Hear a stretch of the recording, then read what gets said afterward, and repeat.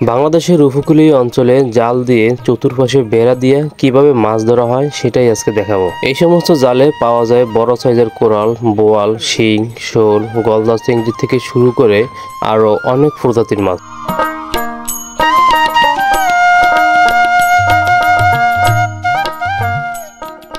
শুরুতেই আপনারা দেখতে পাচ্ছেন আমাদের চতুর্কূলে কিন্তু জাল টানিয়ে দেওয়া হয়েছে এবং মাছগুলো যাতে আমরা সহজে ধরতে পারি সেজন্য জালের ভিতরে আরও একটি জাল পেতে দেওয়া হয়েছে।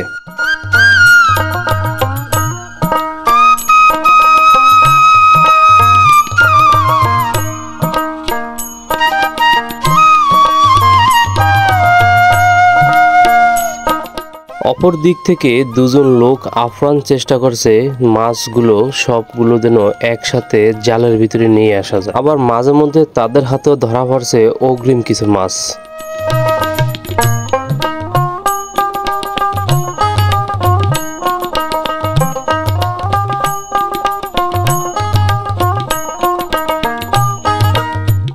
একটি পর্যায়ে আমাদের জালের লোচ মাটি থেকে তুলে নেওয়া হয়েছে এবং জালের ভিতরে অপর পাশ থেকে মাছগুলাকে সব নিয়ে আসা হয়েছে।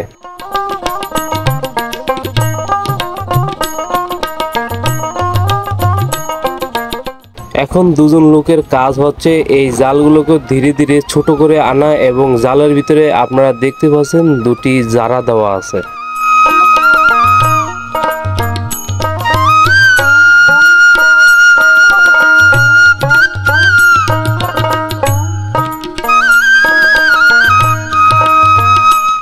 এগুলোকে আমরা জারা বা আমাদের আঞ্চলিক ভাষায় আমরা আটিও বলে থাকি। এই আটিগুলো দেওয়ার একমাত্র কারণ হচ্ছে এগুলো দিয়ে রাখলে এগুলোর ভিতরে বড় সাইজের শলা চিংড়ি, গলদা এবং বড় বড় সাইজের মাছগুলো এসে আশ্রয় নিয়ে থাকে।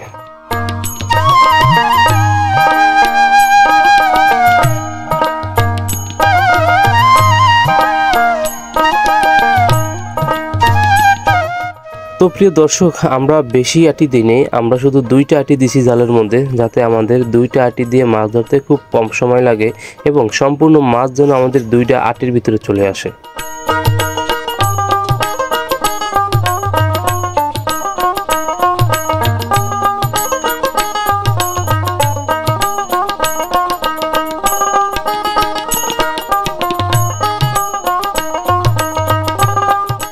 প্রিয় দর্শক, আপনারা অবশ্যই জানেন চিংড়ি মাছ হচ্ছে ছোট আকৃতির একটি মাছ, আর এই মাছগুলি খালি হাতে ধরা যায় না, আর যার কারণে আমাদের এই আটি পদ্ধতি আজকে ব্যবহার করা হতে লাগছে।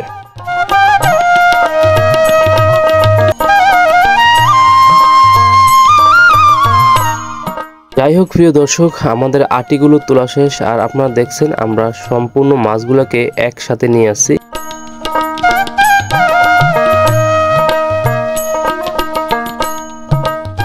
আমরা যারা বাংলাদেশের উপকূলীয় অঞ্চলে বসবাস করি, আমরা এই সমস্ত পদ্ধতি অবলম্বন করি মাছগুলোকে বেশি ধরে থাকি।